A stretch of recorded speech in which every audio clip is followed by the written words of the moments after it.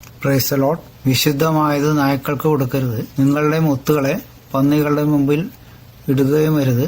എന്നാൽ എന്ത്? ഇക്കാര്യത്തെക്കുറിച്ചുള്ള വിശദീകരണമാണ് താഴെ കൊടുത്തിരിക്കുന്നത്. മത്തായി 7:6 പറയുന്ന നായ്ക്കളും പന്നികളും ആരാണ്? താഴെയുള്ള കാര്യങ്ങൾ വായിക്കാം. വചനത്തിന്റെ പൊരുൾ, അതായത് മുത്തുകൾ എന്താണെന്ന് ദൈവം വെളിപ്പെടുത്തി കൊടുക്കുന്നത് വചനത്തെ യഥാർത്ഥമായി അംഗീകരിക്കുകയും മനസ്സിലാകണമെന്ന് ആഗ്രഹിക്കുകയും ചെയ്യുന്നവർക്കാണ്.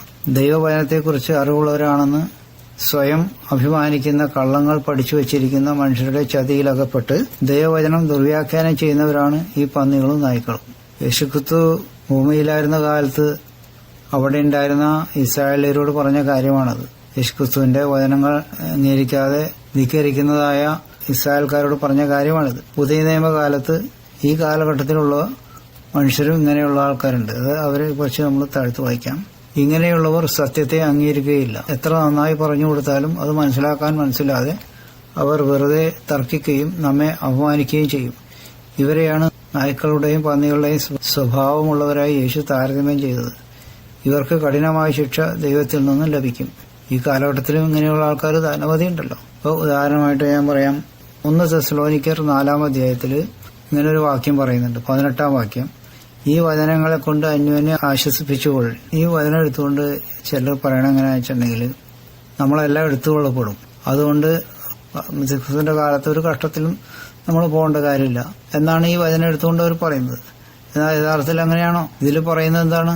കർത്താവിന്റെ പ്രത്യക്ഷത വരെ ജീവനോടെ ശേഷിക്കുന്നവരായി നാം നിദ്ര കൊണ്ടവർക്ക് മുമ്പാകെയല്ല എന്ന് ഞങ്ങൾ കർത്താവിന്റെ വചനത്താൽ നിങ്ങളോട് പറയുന്നു. കർത്താവ് താൻ ഗംഭീരനാഥത്തോടും പ്രധാന ദൂതന്റെ ശബ്ദത്തോടും ദൈവത്തിന്റെ കാഹളത്തോടും കൂടെ സ്വർഗത്തിൽ നിന്ന് ഇറങ്ങി വരികയും ക്രിസ്തുവിൽ മരിച്ചവർ മുമ്പേ ഉയർത്തെഴുന്നേൽക്കുകയും ചെയ്യും. പിന്നെ ജീവനോടെ ശേഷിക്കുന്ന നാം അവരോടുകൂടെ ആകാശത്തിൽ കർത്താവിനെ എതിരേൽപ്പാൻ മേഘങ്ങളിൽ എടുക്കപ്പെടും. ഇങ്ങനെ നാം എപ്പോഴും കർത്താവിനോട് ഇരിക്കും. ഈ വചനങ്ങളെ കൊണ്ട് അന്യോന്യം ആശ്വസിപ്പിച്ചുകൊള്ളുവിൻ എന്ന് പറഞ്ഞാൽ റാപ്ചറിൽ എല്ലാവരും എടുക്കപ്പെടുമെന്നാണ് ഇവർ പറഞ്ഞുകൊണ്ടിരിക്കുന്നത്. എന്നാൽ നമ്മൾക്ക് ലൂക്കോസിന്റെ സുവിശേഷം 18-ാം അധ്യായം വായിക്കും. ദൈവമോ രാപ്പകൽ തന്നോട് നിലവിളിക്കുന്ന തന്റെ വൃതന്മാരുടെ കാര്യത്തിൽ ദീർഘക്ഷമയുള്ളവനായാലും അവരെ പ്രതിക്രിയ നടത്തി രക്ഷിക്കുകയില്ലയോ? വേഗത്തിൽ അവരെ പ്രതിക്രിയ നടത്തി രക്ഷിക്കുമെന്ന് ഞാൻ നിങ്ങളോട് പറയുന്നു. എന്നാൽ മനുഷ്യപുത്രൻ വരുമ്പോൾ അവൻ ഭൂമിയിൽ വിശ്വാസം കണ്ടെത്തുമോ എന്ന് കർത്താവ് പറഞ്ഞു. എന്ന് പറഞ്ഞാൽ അതിന്റെ അർത്ഥം എന്താണ്? യേശുക്രിസ്തു വരുന്ന സമയത്ത് ഭൂമിയിൽ എടുക്കപ്പെടുവാൻ യോഗ്യരായിട്ടുള്ള ആൾക്കാരെ കാണാൻ സാധ്യത കുറവാണെന്നാണ് യേശുക്രിസ്തു പറയുന്നത്. എന്നാൽ ഇവർ പറയുന്നത് അങ്ങനെയല്ല. റാപ്ചറിന് വേണ്ടിയാണ് നമ്മൾ കാത്തിരിക്കേണ്ടത്. റാപ്ചറിന് വേണ്ടിയാണോ കാത്തിരിക്കേണ്ടത്?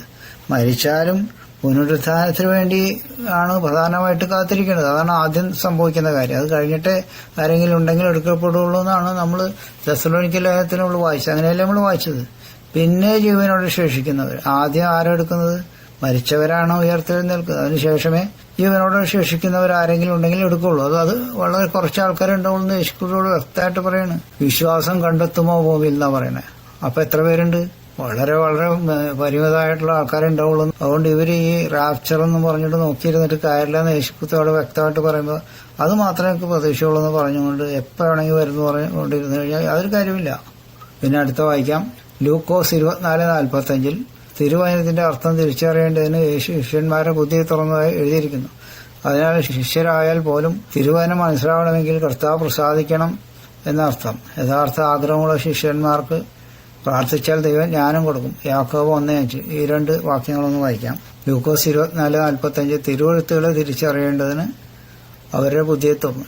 ശിഷ്യന്മാരുടെ ബുദ്ധി യേശു തുറന്നതിനെ കുറിച്ചാണ് ഈ പറഞ്ഞിരിക്കുന്നത്. അടുത്ത വാക്യം വായിക്കാം. യാക്കോബ് 1:5 നിങ്ങൾ ഒരുത്തിന് ജ്ഞാനം കുറവാകുന്നുവെങ്കിൽ വത്സിക്കാതെ എല്ലാവർക്കും ഔദാര്യമായി കൊടുക്കുന്നവനായി ദൈവത്തോട് യാചിക്കട്ടെ, അപ്പോൾ അവന് ലഭിക്കും. പ്രാർത്ഥിച്ചാൽ ദൈവം കൊടുക്കുമെന്നാണ് പറയുന്നത്. ഇതിനടുത്ത് വായിക്കാം. ഉപമകളാലാണ് യേശു ഇസ്രായേൽ ജനത്തോട് സംസാരിച്ചത്. ഇതിനു കാരണം അവർ യേശുവിന്റെ വചനത്തെ അംഗീകരിക്കാൻ വിമുഖത കാണിക്കുന്നവരായിരുന്നു എന്നുള്ളതാണ്. എന്നാൽ ശിഷ്യന്മാരുമായി തനിച്ചിരിക്കുമ്പോൾ അവിടുന്ന് ഉപമകളുടെ പൊരുൾ അവർ വിശദീകരിച്ചു കൊടുക്കുമായിരുന്നു. മത്തായി 13:10-13 വരെ. അതുപോലെ മാർക്കോസ് 4:34 അത് പറയുന്നുണ്ട്. ഒന്ന് വായിക്കാം. മത്തായി 13:10-13. പിന്നെ ശിഷ്യന്മാർ അടുക്കെ വന്ന് അവരോട് ഉപമകളായി സംസാരിക്കുന്നത് എന്ത് എന്ന് അവനോട് ചോദിച്ചു. അവൻ അവരോട് ഉത്തരം പറയുന്നത്, സ്വർഗരാജ്യത്തിന്റെ മർമ്മങ്ങളെ അറിവാൻ നിങ്ങൾക്ക് വരം ലഭിച്ചിരിക്കുന്നു, അവർക്കോ ലഭിച്ചിട്ടില്ല.